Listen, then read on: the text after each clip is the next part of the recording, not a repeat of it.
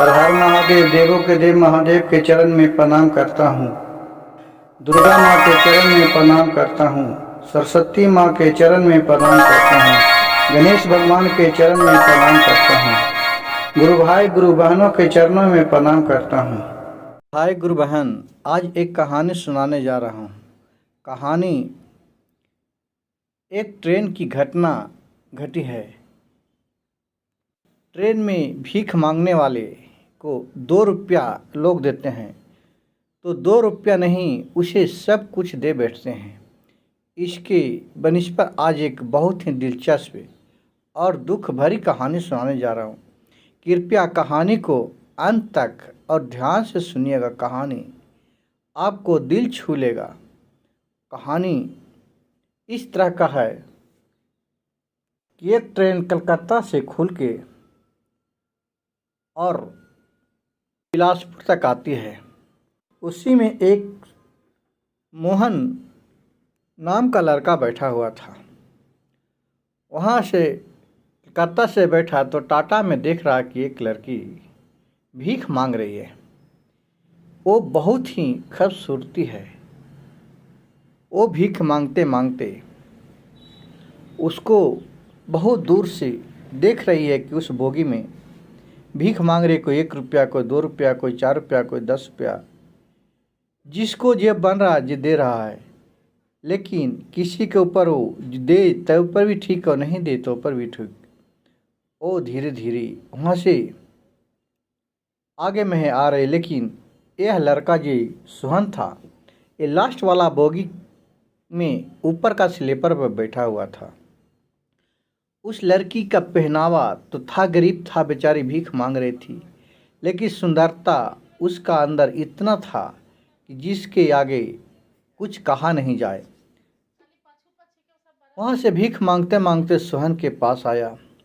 सोहन भी 10 रुपया निकाल के दिया, लेकिन फिर वो मांगते मांगते आगे बढ़ गई, कुछ नहीं बोले। फिर वहाँ से सोहन आगे उस लड़की से निकला।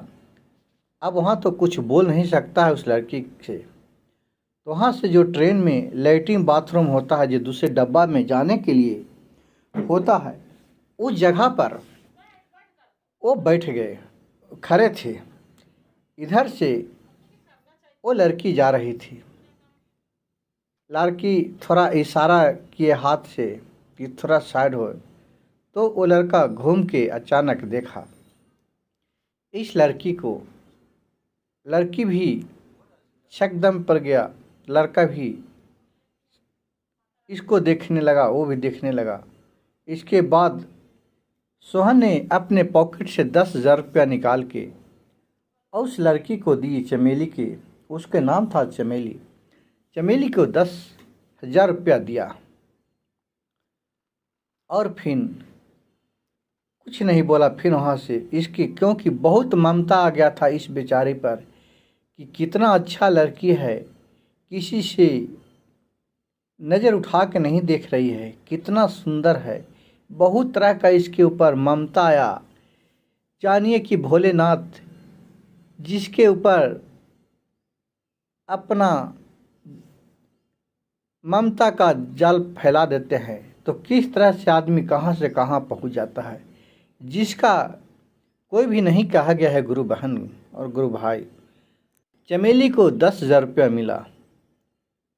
वो तो अब सकदम में पड़ गया, कुछ बोल भी नहीं सका।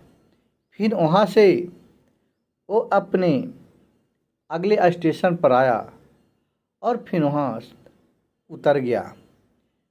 फिर उतर के वो सोचने लगा मन ही मन कि इतना पैसा तो आज तक किसी को कोई नहीं दिया था। कौन ऐसा था जो हमें दे दिया?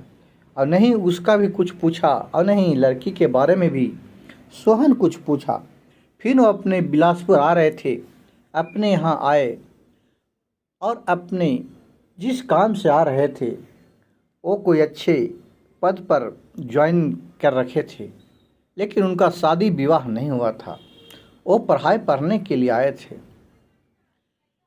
फिर 2, 4, 5 दिन अपने रहे, लेकिन उस कहावत में है गुरु भाई गुरु बहन कि दिल लगे दीवाल से तो परी क्या करे। इसका उस लड़की पर, उस भिखारी लड़की पर, भिक्षु मांगने वाली लड़की पर इसका प्यार बैठ गया, दिल बैठ गया। तो उसको मन चैन कुछ भी काम करने में और नहीं पढ़ने में लगने लगा, क्योंकि सोहन एक बहुत ही रईस खानदान के, बहुत ही सेठ साहूकार के लड़का था। इसे किसी भी तरह का कमी नहीं था। बहुत सा मोटर कार और बहुत से बिजनेस इसके पिताजी को फैला हुआ था। ये बाप का इकलौता बेटा था। बहुत ही लाड़ दुलार से ये रहता था, लेकिन ये भी सुशील था। आज तक किसी के ऊपर कोई गलत काम नहीं किया था। लेकिन एक दिन रात में सोया हुआ था तो ही लड़की इसका सपना में आई और दोनों अच्छे तरीके बातचीत कर रहे थे। अब इसका तो एकदम चैन बेचैन होने लगा। ये रह के कुछ दोस्त से, अपने किसी का भी गुरु भाई गुरु बहन दोस्त यार होते हैं, अपना दोस्त से ये बात शेयर किया कि देखो ना भाई, हम रास्ते में आ रहे थे, एक लड़की भेटी, बहुत ही बेचारी सुशील सुंदर थी, किसी को भी नज़र उठा के नहीं देख रही थी, लेकिन भीख मांग रही थी। लग रहा है कि बेचारी बहुत ही किसी दुखिया का, विपत का मारा हुआ था। अपने गुजारा करने के लिए उसका पहनावा ओढ़ावा था एकदम सादा सपेटा, लेकिन एकदम चांद की तरह चमक रही थी।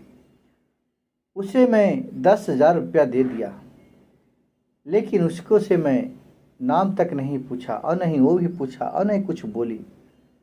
अब मैं लग रहा है कि उसको मैं देखते रहूं, मेरा तो दिल ही नहीं मान रहा। तो उसका दोस्त बोले कि दोस्त, कौन सा ट्रेन में वो बैठी थी और तुम आ रहा था?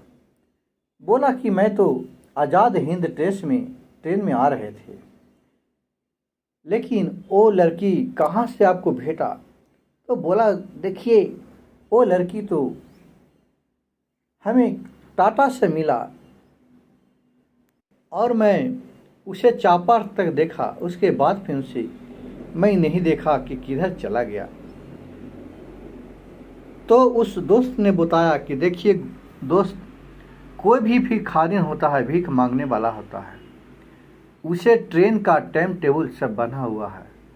वो जिस ट्रेन में मांगता है उसी ट्रेन में वो मांगता है और फिर वो अपना वापस चले जाता है। अपने खाए कमाए भर भीख मांग लेते हैं, सिर्फ गुरु की कृपा से उन्हें उतना मिल जाता है और फिर वो वापस चले जाते हैं। फिर एक टिकट तुरंत आज़ाद हिंद एक्सप्रेस में करवाया, फिर वापस लौट के वो गया कलकत्ता तक, लेकिन कहूँ भी वो लड़की दिखाई नहीं दिया। फिर उसे ध्यान में आया कि वो टाटा से हमको नज़र पड़ी थी। फिर वो वहाँ से फिर उसी ट्रेन में टिकट बुक कराया, फिर वापस आया तो देख रहा है कि वो लड़की वहाँ फिर टाटा से बैठी चढ़ी और भीख मांगने लगी। भीख मांगते मांगते वो लड़का देख रहा है उसे, देख रहा है। फिर उसे देखते देखते फिर लड़का को नज़र लड़की पर है, लेकिन लड़की लड़का को नहीं देख रहा है। फिर वो लड़का फिर बीच में कुछ बोल नहीं सकता था, लेकिन फिर वही ट्रेन के जो लैट्रिन बाथरूम होता है एक से दूसरे बोगी में जाने के लिए, उस पे जाके खड़ा हो गया। देख रहा था कि अब इसी ओर आ रहा है, अब यहाँ आने वाला है। वो जाके वो बीच में खड़ा था। ये लड़की थी चमेली, वहाँ से मांग के गुजर रही थी, दूसरे डब्बा में जा रही थी। में खड़ा था, इसे कुछ इशारा दिया तो लड़का उधर से इधर घूम के इसको देखने लगा, ये भी देखने लगा। एक टक्के दोनों, इसको वो देख रही थी, उसको वो देख रही थी। फिर सोहन बोला कि आज तो मेरे पास कुछ देने के लिए नहीं है, आज मैं क्या दूं तुझे? लेकिन लड़की कुछ नहीं बोली और मन ही मन मोहन भी मुस्कने लगी और वो चमेली भी मन ही मन मुस्कने लगी। उसके लज्जा से नज़र नीचे में ही गिर गया। अब करे तब करे क्या, उसको कुछ बोल भी नहीं सकती थी। अब फिर क्या किया कि उसी स्टेशन जो आगे स्टॉपे था उस पर वो उतर गई। ये भी पीछे से देखा तो उतर गया। ट्रेन चले गया। चमेली बैठ के कुछ सोचने लगे मन ही मन। कुछ अपने आप में गुरु भाई गुरु सोचते हैं उसी तरह वो सोचने लगे। वो मन ही मन सोचने लगे कि ये तो 4 दिन पहले ही लड़का मिला था, 5 दिन 1 हफ्ता भी नहीं हुआ, फिर नहीं जा रहा था। ये क्या करने आए थे हमको समझ में नहीं आ रहा है। क्या कोई लड़की के पीछे भी आज के लड़के रहते हैं जैसे पड़ जाते हैं, वो मेरे पीछे तो नहीं पड़ा है। लेकिन सोचा नहीं, मैं तो एक भिखारिन हूँ, मैं एक गरीब घर के हूँ, वो एक रईस घर के लड़का है, हमारे पीछे क्या पड़ेगा। ये सब अपने हाथ में मन ही मन इशारा बैठ के कर रही थी स्टेशन पर। और फिर ट्रेन इधर से आया तो फिर उसी ट्रेन में वो बैठ रहा। फिर लड़का भी दूसरे बोगी में, साइड वाला बोगी में बैठ रहा और फिर उसी के आग ऊपर नज़र दौड़ाने लगा कि वो लड़की उतरती है कहाँ। फिर देख रही है कि एक चक्रधरपुर स्टेशन आया, वहाँ छोटा सा स्टेशन था, वहाँ वो लड़की उतर गई। ये भी लड़का वहाँ उतर गया। देख रहा है स्टेशन के बगल से एक पतरी रास्ता जाता है उधर, वहाँ से वो भी पतरे रास्ता में घुसे, ये भी पतरे रास्ता में उसके दूर से थोड़ा घुस गया। फिर जीते जीते देख रहा है कि 1-1.5 किलोमीटर अंदर गया, वहाँ एक घर है, एक झोपड़ी तरह का बना हुआ है, उसी में वो लड़की गई। ये भी अपना पीछे पीछे अपना ड्रेस चेंज कर लिया था, कपड़ा बदल लिया था कि कोई पहचान न सके, लड़की न पहचान सके। ये भी बेचारा मोहन पीछे पीछे साइड में जाके एक देख रहा कि एक घर में भूसा रखा हुआ है, तो उसी घर में वो जाके छिप गया। जैसी शाम हुआ और उसके ऊपर नज़र रखने लगा, देख रहा है कि वहाँ उसका एक पिता है, माँ है, 2 बहन है, एक भाई है। इन 2 बहन है और एक भाई है। सबसे बेचारी बड़ी यही है। ये भीख मांग के लाती थी और दोनों सबको प्रेम पूर्वक खिलाती थी। तो इसे बोला कि आज, वो बोली उसकी माँ की, चमेली आज तो बहुत सवेरे आ गई। तो बोली क्या कहूँ माँ, हमें तो समझ में नहीं आता है। जो लड़का हमें 10,000 रुपया दिया था 8 दिन पहले, वो लड़का आज एक फिर उसी ट्रेन में हमें नज़र पड़ा। उसे देखकर मैं तो सकोच गया। वो बोले कि आज तो देने के लिए हमारे पास कुछ भी नहीं है। हमको तो समझ में आना आया। मैं फिर उस वहाँ से आगे नहीं बढ़ गया। मैं फिर वापस चले आया तो कहा कि तू मांगती कुछ तो मिलता, और हो सकता है कि तुम इतना खूबसूरत ही है कि हो सकता है कि तुमको से वो प्यार कर बैठा होगा। माँ ने हंसी मजाक से चमेली को बोली, क्योंकि वो भी चमेली जवान लड़की हो गई थी। तो बोली वाह माँ, ऐसा क्यों बोलते रहती है, आप भी मजाक करती है। वो भी बेचारी शर्मा गई। फिर अपना दोनों के बाद वह खाना वाना अपनाए खाए। फिर धीरे धीरे शाम हो गया। जब बेड डूब गया तो देख रहा है कि आगे उसके अगल बगल में कोई भी घर नहीं है तो कुछ दूरी पर है। आगे में देख रहा है कि हाँ, और उसका देख रहा है कि पिता है, तो पिता बेचारा विकलांग है, उसे कुछ होता नहीं है। उन्हें एक पैर लगता है कि कट गया है, कोई किसी कारणवश कट गया है। वो सब देख के बेचारा को बहुत ही ममता आया मोहन को। फिर वहाँ से देख रहा कि शाम हो गया, बेड डूब गया, मनो झोल फोल हो गया। तो एक बाल्टी लेके जो सखरी मखरी है वो अपने थोड़े दूर पर गाय बांधा हुआ था, उस जगह पे गौशाला में गया अपने चलाने के लिए। तो वहाँ फिर मोहन पीछे पीछे चला गया। शाम हो गया था, क्योंकि मोहन को उस लड़की पर से नज़र हटने का मन ही नहीं कर रहा था। लगते रहे कुछ लड़की को मैं देखते रहूं देखते रहूं। फिर वहाँ गया, शाम हो गया था, तो वहाँ ये भी पीछे पीछे गया। तो चमेली के कुछ अनुभव हुआ कि लग रहा है कि मेरे पीछे कोई आया है। इधर उधर देखा, सोहन छिप गया। मोहन छिप गया तो देख रहा है कि नहीं, कुछ तो है नहीं। लेकिन लड़की के हाथ में एक टॉर्च था।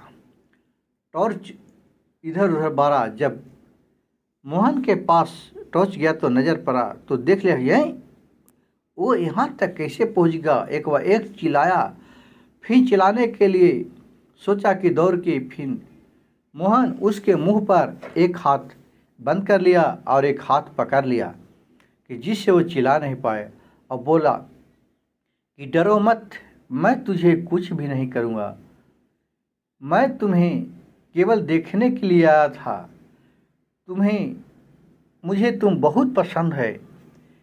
मैं तुम पे बहुत अफसोस आता है। तुम्हारे माँ पिता इतना गरीब हैं। हमें भला बुरा मत समझो। मैं आपका दुख का देखकर मैं बहुत दुखी हूँ। ये सब बात बोलने लगे और बोले कि चिल्लाओ नहीं, मैं तुम्हें कुछ भी नहीं करूँगा। और फिर इतना कह के फिर कहा ठीक है, अगर तुम हमसे तकलीफ़ है तो लो, मैं तुम्हें छोड़ देता हूँ, मैं चले जाता हूँ। लेकिन फिर मैं उसी स्टेशन पर आपका इंतज़ार करूँगा। तुम जब आएगी तो मैं तुम्हें देखता ही रहूँगा, भले कुछ नहीं बोलूँगा, लेकिन जहाँ जहाँ तुम भीख मांगेगी मैं तुम्हारे पास देखता रहूँगा, केवल देखता रहूँगा।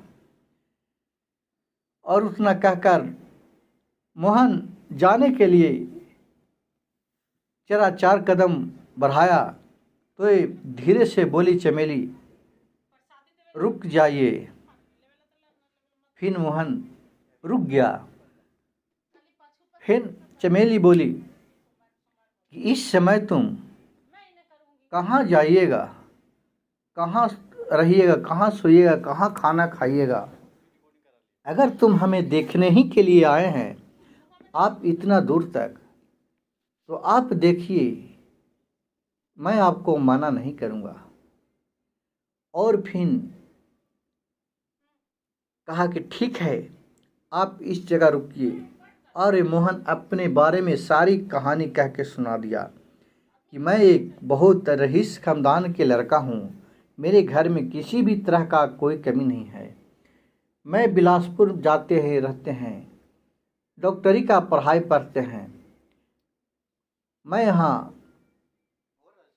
लेकिन देखिए किसी पर नहीं, आप पर मेरा आपको देखकर मैं बहुत ममता आ गया, इसलिए मैं आपको पीछे पीछे आपको आ गया। आपके बिना मेरा चैन भी नहीं लग रहा, एक पल भी मुझे मन नहीं लगता है। तो फिर कहा कि ऐसा बात है तो ठीक है, मैं इसी जगह खटिया ला देता हूँ, आप यहाँ सोइए, कोई नहीं आएगा यहाँ। और मैं जाता हूँ घर में खाना बनाता हूँ, सब कोई को खिला दूँगा, सबको सो रहेगा तो मैं आपको लिए खाना लेकर के आऊँगी। उतना बात सुनकर मोहन उसी जगह कहा ठीक है, आपका जैसे आज्ञा, आपका आज्ञा का पालन करूँगा। फिर वहाँ से चमेली गई, एक खटिया लाए और वो अपने गौशाले रूम में साइड में अच्छे तरह निपा हुआ था, वहाँ पर ही बिछा दिए, उस पर बिछौना लगा दिए और आराम से वो पर रहे। घर गए, फिर उसकी माँ खाना बना रही थी तो अलग भीड़ के बनाने लगी। बोली माँ तुम खा लो, मैं बनाते हूँ। फिर वहाँ से चमेली अपने हाथ से खाना फिर रोटी बनाए कि माँ हो सकता है जरा खुला बना दे, मैं अच्छे अच्छे खाना बना के सबको सुला दे, सबको सूत रहे। वहाँ से खाना लेकर के चमेली मोहन के पास चला गया। उसी जगह वहाँ गया, मोहन को खाना खिलाने के लिए दिया, खाने के लिए लीजिए खाइए। मोहन हाथ धो धोया, खाना खाने के लिए रोटी टोरा, तो पहला रोटी उसे खिलाने के लिए हाथ बढ़ाया तो चमेली बोली, नहीं नहीं आप खा लीजिए, आप बहुत भूखे होंगे, मैं तो घर खा लिया हूँ। कहा कि नहीं नहीं आपको खाना पड़ेगा, नहीं खाइएगा तो मैं भी नहीं खाऊंगा, मैं भी भूखे रह जाऊंगा रात भर, लेकिन नहीं खाऊंगा, आपको तो खाना पड़ेगा। इतना बहुत कहने पर फिर चमेली भी खाना खाए, फिर दोनों साथ में बैठ के खाना खाए और फिर रात भर वहाँ अपने दुख सुख बात करने लगे। चमेली से मोहन बोला कि तुम्हारे माँ पिताजी का ये पैर कैसे कट गया है, तुम तो बहुत दुखी है, कैसे गुजर बसर चलता है। चमेली बोली कि क्या करूँ, हमारे पिता कोई कंपनी में काम करते थे, वहाँ से आ रहे थे, रास्ते में एक्सीडेंट हो गया जिसके चलते पैर काटने पर गया। अब मेरे पिता कोई काम करने लायक नहीं है, माँ कभी काम करने के लिए नहीं गई थी। मैंने सोचा कि चलो कौन सा काम करूं, इधर उधर काम करूंगा जिससे पेट नहीं भरेगा, इसलिए मैं ट्रेन में भीख मांगने के लिए स्टार्ट कर दिया। ट्रेन में भीख मांगते हैं, अच्छा पैसा मिल जाता है, उससे हमें चारों पाँचों की गुजर बसर ठीक चल जाता है और किसके भी हाथ पसारे जाऊं। मोहन कहा कि ठीक है, आज से आपका परिवार मेरा परिवार है, आज से आपको कोई भी भीख मांगने का ज़रूरत नहीं है, जो भी घटेगा मैं आपको पूरा करूँगा। मेरे पास बहुत सा पैसा है, मैं बाप का इकलौता बेटा हूँ, मैं तुम्हें सब कुछ दे सकता हूँ। बहुत दिनों में बातचीत हो गई। देखिए गुरु भाई गुरु बहन, कितना प्यार में एक बदल गया, कहाँ से कहाँ बात फैल गया। फिर सुबह हुआ, कहा कि ठीक है मैं जाते हैं, मैं उसी स्टेशन पर इंतज़ार करूँगा। कहा कि ठीक है चलिए मैं पहुँचा देता हूँ। कहा कि नहीं नहीं चल जाइए, चल जाएंगे। मोहन बोला तो चमेली बोली कि नहीं नहीं हम पहुँचा देते हैं। तो मोहन बोला ठीक है चलो तुम पहुँचा दो, लेकिन मैं फिर आऊँगा मिलने के लिए, मैं प्रतिदिन तुम्हारे पास रहूँगा, आज के बाद तुम्हें भीख मांगने का ज़रूरत नहीं है, आज से जो भी घटेगा मैं पूरा करूँगा, तुम्हारा परिवार मेरा परिवार है। फिर चमेली वहाँ से गई, स्टेशन तक गई, फिर वहाँ से उसे वापस आया, घर में आया। उस दिन भीख मांगने के लिए नहीं गया। उसके माँ बोली, दिन भर सो गया। उसके माँ बोली कि बेटी आज तुम गई नहीं तो कैसे गुजर बसर चलेगा। कहा माँ आज मेरा तबीयत ठीक नहीं लग रहा, मेरा सर दर्द दे रहा है, इसलिए मैं आज नहीं गई हूँ। चलिए खाना बनाए खाए, फिर सांझ को आया, दिन भर फिर रात में जब खाना वाना बना लिया, फिर चमेली दूसरे दिन अपने हाथ से अच्छे अच्छे खाना बनाए, सबको खिया के सुला दिए। फिर वो अपने खाना लेकर के वहीं मोहन के पास गए, दोनों खाए। 3 बजे भोर तक दोनों अपने बात विचार करते रहे। फिर उसके बाद आए, फिर मोहन अपने चल जाए स्टेशन पर और बगल में एक रूम लेके रख लिया था। उस रूम में अपना दिन में रहता था होटल में, और फिर वहीं दिन का खाना खा लेता था, और रात के खाने के लिए तो फिर चमेली के पास मिल ही जाता था। उसी तरह गुरु भाई गुरु बहन 1 हफ्ता बीत गया। अब इसका चमेली के माँ के कुछ डाउट होने लगा कि मेरे बेटी क्या कारण है कि अब तो भीख मांगने के लिए जाता ही नहीं है, अब हमें कैसे गुजारा बसर चलेगा।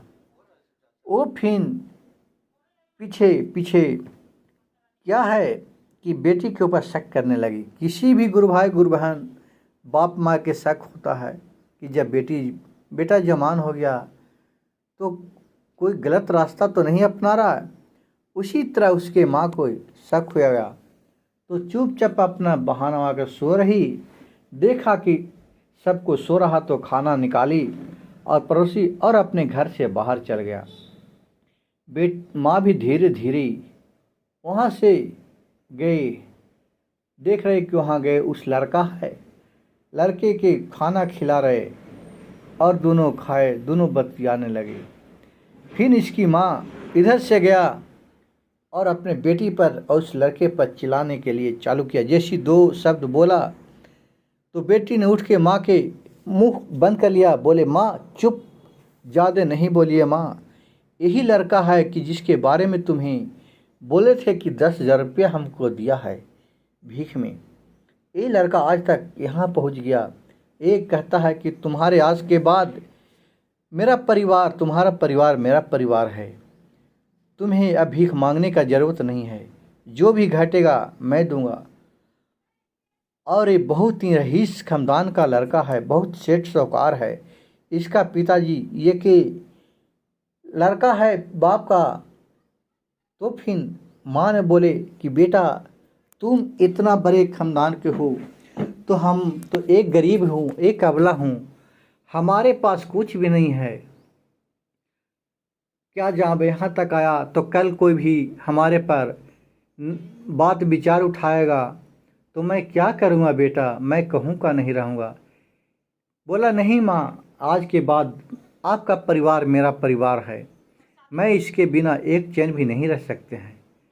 तो कहा उसकी माँ की ऐसा है तो बोलो तुम दोनों शादी कर लो, लेकिन एक शर्त है कि जब शादी कर लेगा तो क्या तुम्हारे पिता मेरे बेटी को और तुम्हारे माँ स्वीकार करेंगे। कहा कि मोहन की ये सब हमारे ऊपर छोड़ दीजिए, मैं अपने पिता को माँ को मना लूँगा। फिर जाकर के ये अपने पति से बात बता दिए और सब राजी हो गए खुशी खुशी, और मोहन को अपने घर लेके चले आए। बेस्तरी खाना वाना खाए, दूसरे दिन किसी मंदिर में ले जा कर के शादी करवा दिए दोनों के।